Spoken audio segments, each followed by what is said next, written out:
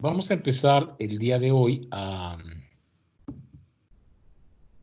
hablar de fisiología y de fisiopatología. Yo insisto en que es la base para que ustedes puedan extrapolar muchos de los datos del corazón a otros órganos, como el cerebro, como el riñón. La fisiología vascular es muy importante en cualquier órgano y la fisiología de la membrana celular también es muy importante, el intercambio iónico a nivel tubular, renal, a nivel cardíaco, en fin, que yo sigo con mis cosas de la fisiología y de la fisiopatología como parte importante para su enseñanza. La patología se va adquiriendo con el tiempo, se va conociendo cuál es la patología de cada órgano, pero independientemente de la especialidad que vayan a seguir o si su especialidad es la medicina general, la fisiología y la fisiopatología es la base para que sean mejores médicos. Entonces, déjenme compartir mi pantalla con ustedes para poder presentarles este caso clínico. Es un caso clínico en el cual hay es un paciente que tiene angina inestable, que ya veremos qué es la angina inestable. Es una enfermedad coronaria que puede irse a muerte súbita o puede volverse estable. Por eso se llama inestable, porque no sabemos si va a ir a morirse, si va a ir a un infarto o si va a ir a un estado estable crónico. En este caso, el paciente era un paciente con dolor en el pecho, se llevó a cateterismo cardíaco. Este es el catéter, esta es la coronaria derecha. Este estudio se hizo en el Hospital Civil Dr. Luis F. Nachón. Vean ustedes cómo el catéter es un Judkin derecho. Esta es una proyección oblicua izquierda anterior. Este es el tronco de la coronaria derecha, con la rama del cono, la rama del nodo sinusal, y tiene una lesión tipo A. Es una lesión muy sencilla de tratar porque es simétrica, termina en punta de lápiz, es corta, no tiene bordes irregulares, aunque posteriormente en la porción vertical de la arteria coronaria derecha, pues van a ver que hay pequeñas lesiones aterosclerosas.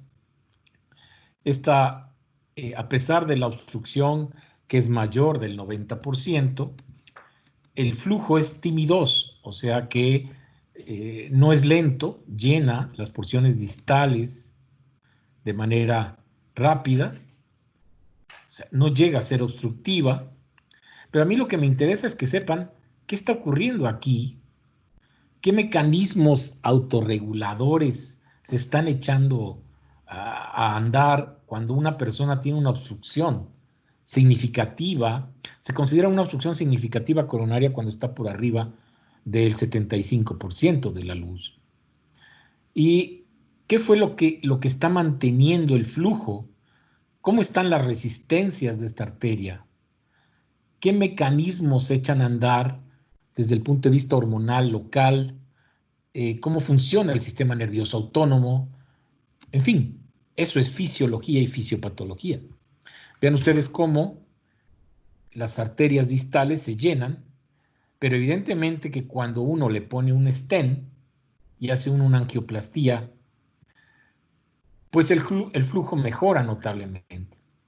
Vean ustedes aquí el resultado de la colocación de un stent medicado con struts amplios de conexión, en fin, y se ven las lesiones en la porción vertical que no son mayores del 30%. Hay incluso una zona ectásica distal. Tal vez este sea el diámetro real de la arteria, porque aquí está reducido muy probablemente porque la placa de aterosclerosis viene desde acá y se encuentra adherida a toda la pared y baja hasta la zona inferior. Eso reduce el tamaño.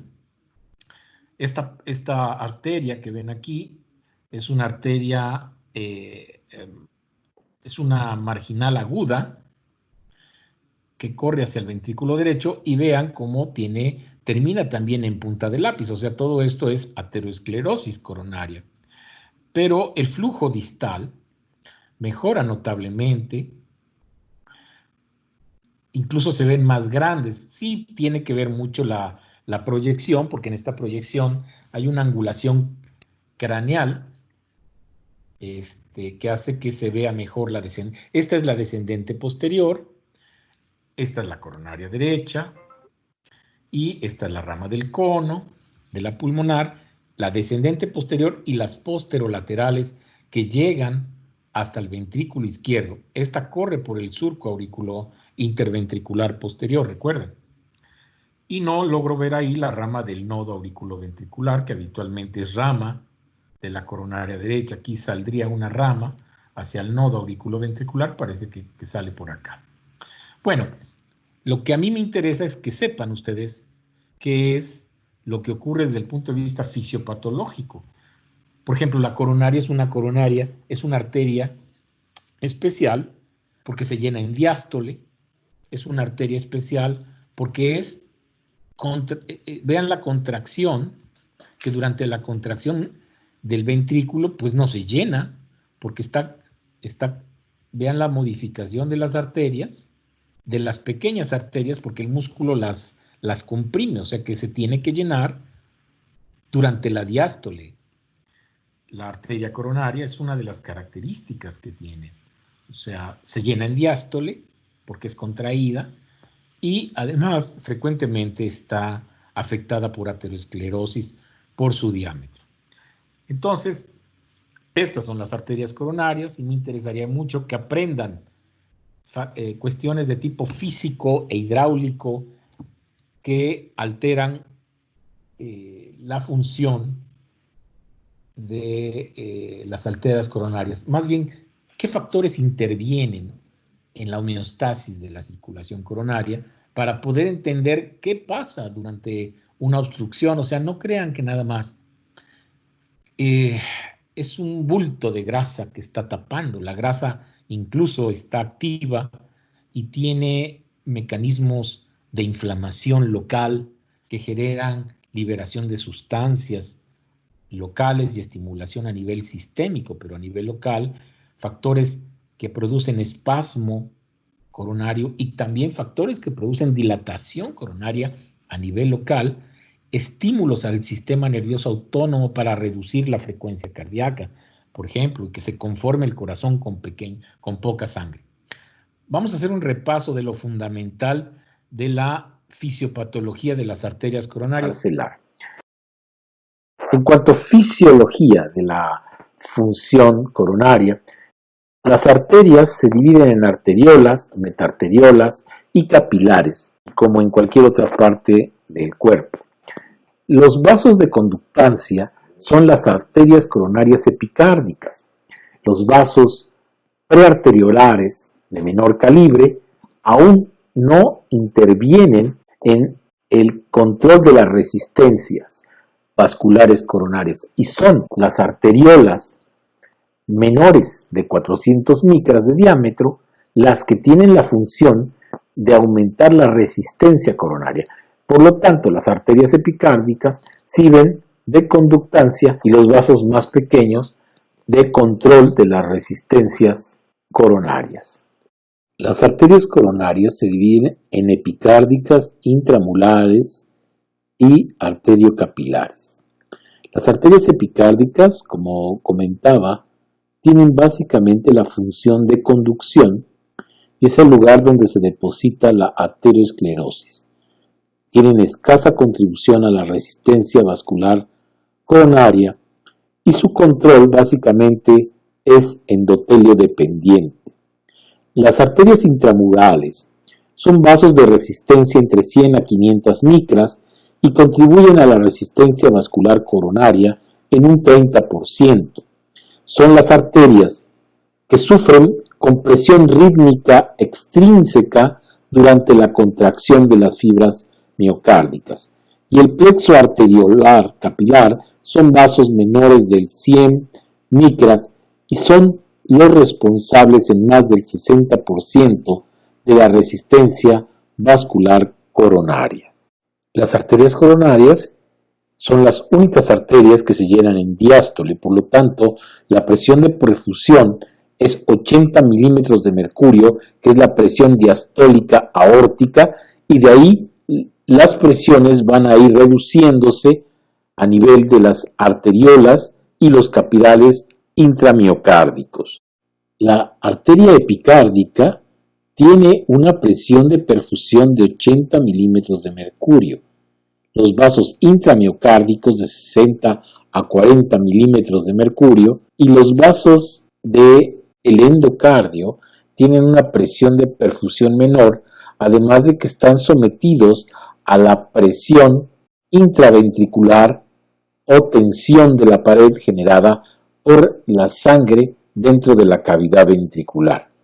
Por otro lado, es importante recordarles que al incrementar el metabolismo celular, esto disminuye el oxígeno tisular, aumenta el CO2 tisular y como respuesta tiene que haber un incremento del flujo coronario. Esto se logra gracias a la reducción de las resistencias coronarias por medio de la vasodilatación. Por lo tanto, la suficiencia coronaria se define como el correcto acoplamiento entre el flujo sanguíneo coronario y el consumo de oxígeno miocárdico. El oxígeno se utiliza para la glucólisis aeróbica para sintetizar ATP a nivel del ciclo de Krebs, proceso acoplado a la respiración celular a nivel mitocondrial. El consumo de oxígeno es un buen indicador del metabolismo basal. En reposo, el consumo de oxígeno miocárdico es de 8 a 15 mililitros por cada 100 gramos de tejido por minuto. Es el más elevado del organismo y puede elevarse hasta 60 mililitros por 100 gramos por minuto cuando incrementamos el ejercicio físico. Lo que se necesita para liberar energía a partir de la glucosa es el oxígeno. Si consideramos la fórmula glucosa más oxígeno es igual a CO2, agua, ATP y calor, sabemos que la energía o el ATP se utiliza por las fibras musculares para la contracción. El calor contribuye a la temperatura corporal en ejercicio intenso y el agua se convierte en parte del agua intracelular y el CO2 es un producto de desecho del metabolismo. Los músculos tienen dos fuentes de oxígeno, la sangre, que suministra continuamente oxígeno desde los pulmones por medio de la hemoglobina en los glóbulos rojos, y la mioglobina, que almacena algo de oxígeno dentro de las fibras musculares cardíacas. La suficiencia coronaria depende del correcto acoplamiento entre el flujo sanguíneo coronario y el consumo miocárdico de oxígeno, o sea, de la relación entre estos dos parámetros. Por lo tanto, insuficiencia coronaria es el desacoplamiento o desequilibrio entre el flujo sanguíneo coronario y el consumo miocárdico de oxígeno, o sea, entre el aporte y la demanda de oxígeno. El aporte coronario de oxígeno está dado por la presión de perfusión coronaria, por la duración de la diástole, por las resistencias vasculares coronarias. Y por el otro lado, las demandas de oxígeno dependen de la frecuencia cardíaca, la contractilidad y la tensión de la pared ventricular determinadas por la pre y la poscarga. El flujo sanguíneo coronario y el consumo miocárdico de oxígeno deben estar en equilibrio. Cuando existe un desequilibrio, se produce la cardiopatía isquémica. El efecto en el consumo de oxígeno del incremento en un 50% de los distintos parámetros que pueden modificar el consumo de oxígeno miocárdico. Como ven, la postcarga y la frecuencia cardíaca son los que pueden incrementar más notablemente el consumo miocárdico de oxígeno, al igual que la contractibilidad. Por lo tanto, los determinantes del consumo de oxígeno miocárdico son en un 80% la actividad mecánica y la actividad basal, o sea, en reposo, solo el 20%. El consumo de oxígeno miocárdico se calcula al multiplicar el flujo coronario por la diferencia arterio-venosa de oxígeno coronario. La actividad mecánica depende básicamente de la tensión de la pared, que se deduce de la ecuación de Laplace. Tensión es igual a presión por el radio sobre el grosor de la pared. También la frecuencia cardíaca y la contractilidad miocárdica son los determinantes claves del consumo miocárdico de oxígeno. El flujo de sangre a través de un vaso sanguíneo está determinado por la ley de Ohm, donde el flujo de una arteria es igual a la delta de la presión sobre la resistencia. La delta de la presión es la presión inicial y la presión final. El flujo sanguíneo es directamente proporcional a la diferencia de presión e inversamente proporcional a la resistencia. El flujo sanguíneo vascular está determinado por estos dos factores. Diferencia de presión entre los dos extremos del vaso, también llamado gradiente de presión sanguínea, que es la fuerza que empuja la sangre a través del vaso, y la resistencia, que es el resultado de la fricción entre la sangre y la pared del vaso. P1 representa la presión en el origen, P2 la presión al final del recipiente. La resistencia se produce como resultado de la fricción entre la sangre y el endotelio vascular. Es la diferencia de presión entre los dos extremos del recipiente y no la presión absoluta la responsable del flujo sanguíneo. Para entender las consecuencias de una obstrucción de las arterias coronarias, tenemos que tener en cuenta las variables de las que hemos comentado, los gradientes de presión, las resistencias, la viscosidad y cuáles son los mecanismos que regulan el flujo coronario.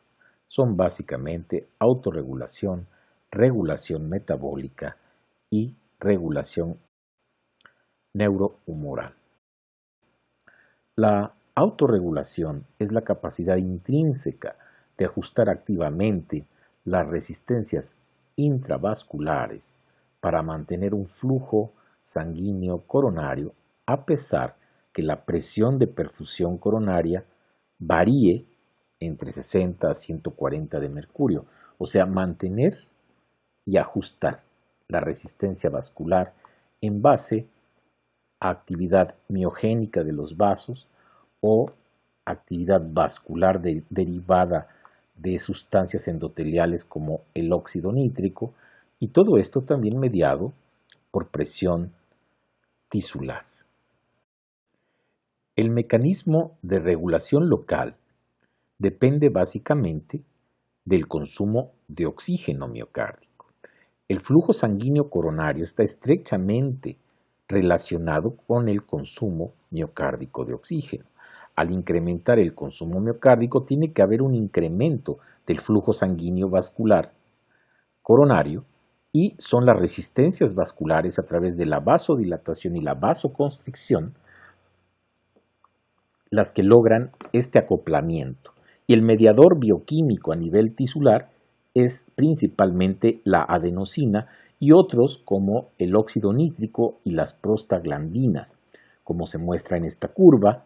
Al incrementar el rendimiento cardíaco o consumo de oxígeno, se incrementa de manera lineal el caudal de la circulación de la coronaria izquierda y la presión de perfusión coronaria. Esto mediado por la liberación de sustancias como adenosina u óxido nítrico por las células endoteliales que generan un efecto vasodilatador arteriolar coronario que mejora la disponibilidad de oxígeno tisular para soportar mayores cargas de trabajo y contracción de las células musculares cardíacas. ¿Cómo se representa en este diagrama donde la célula miocárdica sufre una disminución de oxígeno, lo cual estimula la producción de adenosina, que es liberada al intersticio y genera vasodilatación arteriolar y finalmente se degrada en inosina e hipoxantina, metabolitos inactivos, hacia la circulación capilar.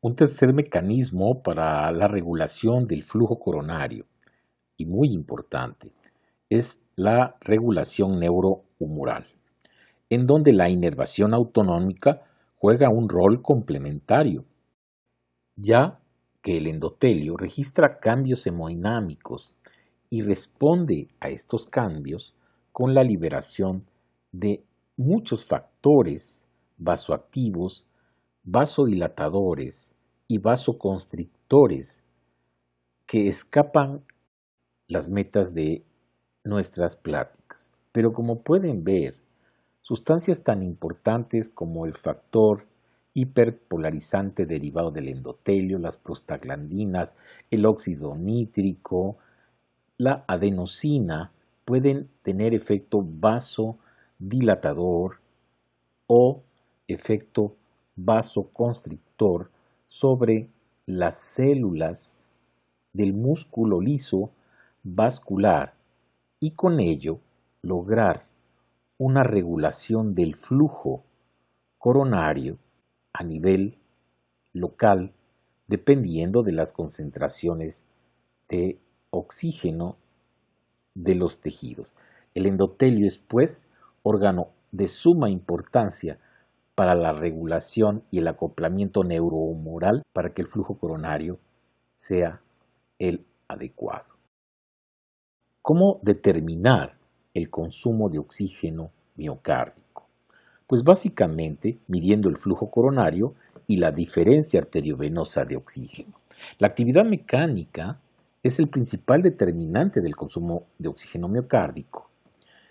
La diferencia arteriovenosa de oxígeno se mide tomando el contenido arterial, por ejemplo en la arteria coronaria izquierda, y en el seno venoso coronario o la gran vena coronaria. Sacamos los volúmenes de oxígeno consumidos por extracción de volumen de sangre, o sea que es el oxígeno utilizado en el metabolismo. Si esto lo multiplicamos por la cantidad del flujo coronario, pues vamos a poder determinar cuánto fue el consumo de oxígeno. O sea, contenido arterial de oxígeno en la coronaria izquierda menos el contenido venoso de oxígeno en la gran vena coronaria por el flujo coronario, que se puede determinar con un flujómetro. Con esto podemos determinar el consumo de oxígeno miocárdico. Así, hemos revisado los parámetros de los cuales depende el consumo de oxígeno miocárdico o demanda y el flujo coronario.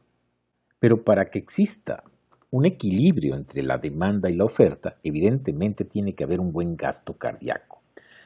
Del gasto cardíaco, que es el volumen minuto por las resistencias vasculares periféricas, depende la presión aórtica.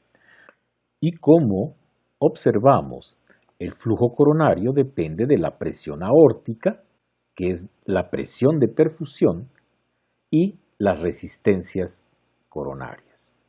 Las resistencias coronarias vasculares dependen de factores neurohumorales directos y de la vasodilatación metabólica, que son factores indirectos Comentaremos específicamente la resistencia coronaria extravascular, la cual depende de las resistencias coronarias por contracción del músculo miocárdico que genera un efecto vasoconstrictor sobre los vasos intramurales. Como se demuestra en esta gráfica, durante el periodo de sístole y diástole, en la presión aórtica comparada con las presiones de la arteria coronaria izquierda y de la arteria coronaria derecha. Como pueden ver, las arterias coronarias, principalmente la coronaria izquierda, se llena en el periodo diastólico, al inicio de la diástole. Ambas arterias lo hacen. La presión de perfusión durante la sístole en la aorta llega a ser hasta de 120 milímetros de mercurio. Esto se reduce hasta 40 y hasta 15 milímetros de mercurio en las arterias coronarias. Por lo tanto, la presión de perfusión coronaria es principalmente en diástole porque es cuando menos contracción y resistencia extravascular existe en estos vasos. Durante la sístole, en el flujo coronario, debido a la presión aumentada tisular, existe una redistribución de la perfusión miocárdica, del endocardio hacia el epicardio. Disminuye además el flujo arterial y aumenta el flujo venoso. Durante la diástole aumenta el flujo arterial coronario y hay un gradiente de flujo a favor del endocardio y disminuye además el flujo venoso. A través de un flujómetro electromagnético podemos determinar el flujo coronario en la coronaria izquierda y en el seno coronario para determinar además la presión ventricular y confirmar que el llenado coronario es durante la diástole preferentemente. De ahí, las resistencias son intravasculares, dadas por el tono arteriolar coronario propiamente dicho, y las resistencias extravasculares dependientes de la compresión sistólica. Tanto la presión aórtica, que básicamente es la presión de perfusión coronaria, como las resistencias endovasculares, que son las resistencias coronarias, varían durante un ciclo cardíaco al otro, lo que explica las variaciones fásicas del flujo sanguíneo coronario registrado en las arterias coronarias epicárdicas y la resistencia vascular coronaria calculada.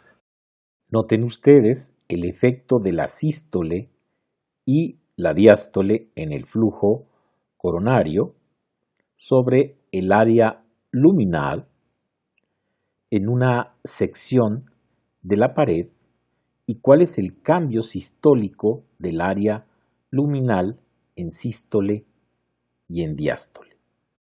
Lo cual explica por qué los vasos epicárdicos tienen la misma presión de perfusión que la aorta en diástole y cómo esta presión de perfusión va disminuyendo, incluso comprometiendo la circulación del endocardio y de los vasos endocárdicos, por efecto también de la presión intraventricular sobre el ventrículo izquierdo principalmente, ya que esta presión intraventricular de 120 milímetros de mercurio sistólica produce un efecto compresivo sobre los vasos endocárdicos.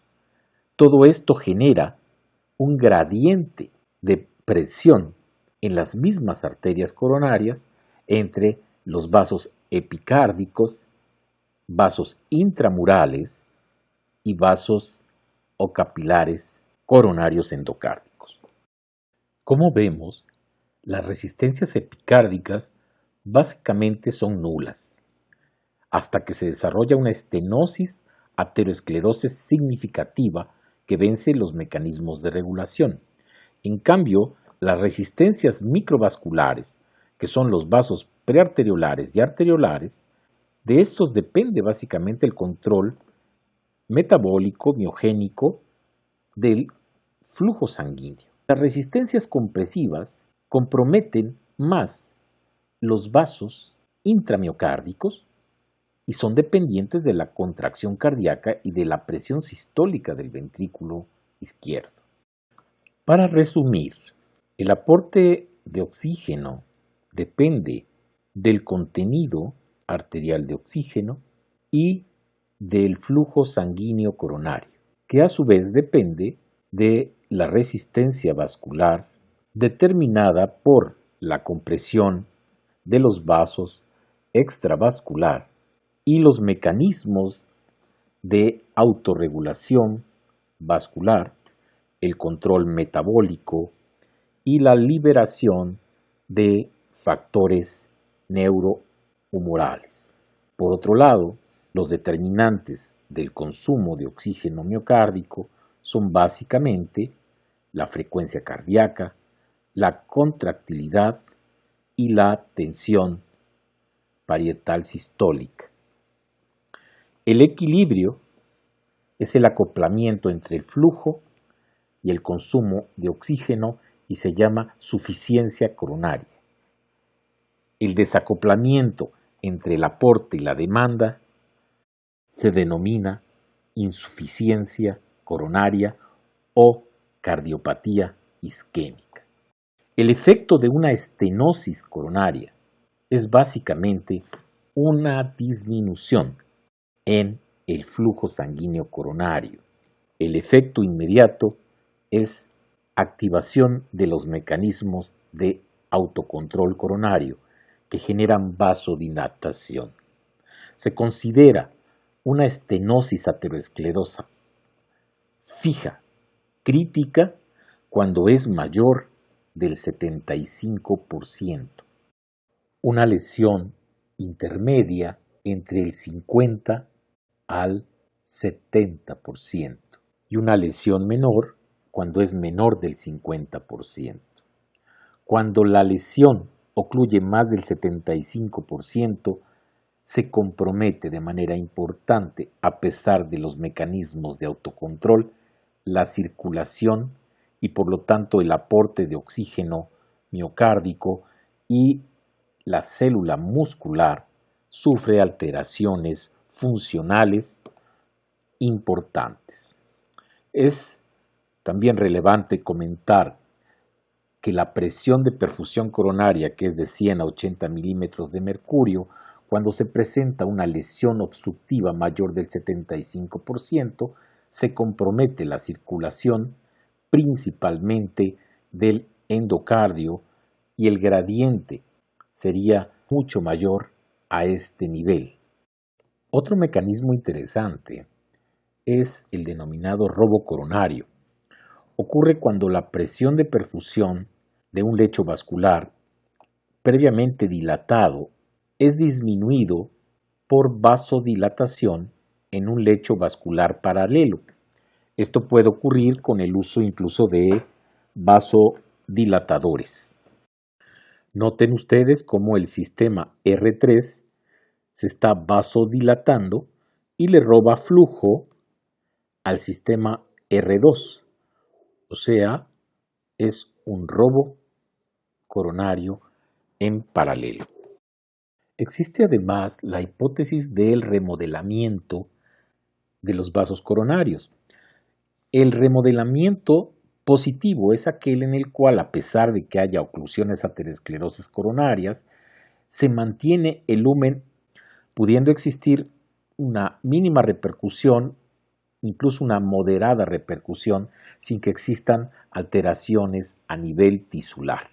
Cuando rebasa el 75% la oclusión del vaso, es cuando se presenta, a pesar del remodelamiento positivo, problemas de tipo metabólico a nivel de las células comprometidas por la disminución del oxígeno tisular.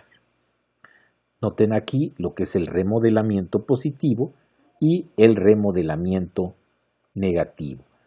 Este tipo de alteraciones pueden ser guiados ya por medio de diferentes técnicas de diagnóstico invasivo, tomografía o arteriografía en reconstrucción 3D, incluso ultrasonido intravascular donde se pueden ver el lumen, la placa y las características de la placa aterosclerosa, el grado de fibrosis, por ejemplo, y como se demuestra en esta arteriografía, existe una lesión aterosclerosa en un infarto agudo al miocardio que es resuelto por medio de angioplastía, que es el tratamiento para este tipo de lesiones agudas, y con la colocación de prótesis endovasculares. Cuando una arteria coronaria se obstruye, existe una zona de muerte celular y una zona de hipoperfusión tisular. Esto puede ocurrir en el caso de un accidente de placa, o sea que una placa se rompa, se exponga el núcleo y se produzca un trombo. Al producirse la oclusión total de la arteria coronaria, esto produce necrosis del tejido por falta de oxigenación de manera aguda. La secuencia sería, inicialmente, la lesión que se complica y produce anomalía en la perfusión coronaria, lo cual se asocia a alteración metabólica, celular, disfunción en la función diastólica inicialmente, posteriormente disfunción en la sístole o en la fuerza de contracción, seguida de alteraciones electrocardiográficas básicamente en el ST, en la onda T, en el punto J, acompañado esto de angina o angor pectoris, que es dolor de tipo opresivo en el pecho, culminando en el infarto agudo al miocardio, que es la necrosis del tejido cardíaco, y que pueden complicarse frecuentemente con alteraciones mecánicas como falla cardíaca, insuficiencia cardíaca por falla de bomba, perforación interventricular, perforación cardíaca, alteraciones valvulares por daño de los músculos papilares o alteraciones eléctricas por arritmias que produzcan muerte súbita. Para concluir, podemos ahora sí tener las bases para entender a las causas que pueden modificar los valores de las velocidades basales y o de la reserva coronaria y cuáles son sus consecuencias fisiopatológicas. Evidentemente que la compresión mecánica en sístole, aumento de la presión al final de la diástole o la insuficiencia cardíaca comprometen de manera importante, por incremento del estrés parietal, la perfusión del endocardio. Por otro lado, la presión de perfusión coronaria epicárdica va a disminuir al presentarse una estenosis coronaria significativa cuando incrementan las demandas de oxígeno por hipertensión arterial, por frecuencia cardíaca incrementada, un aumento del estado contráctil o un incremento del estrés parietal. También es importante recordar que esto va a depender del segmento arterial evaluado, ya que la circulación coronaria es segmentaria y en un segmento puede estar normal la circulación y en otro puede estar alterada.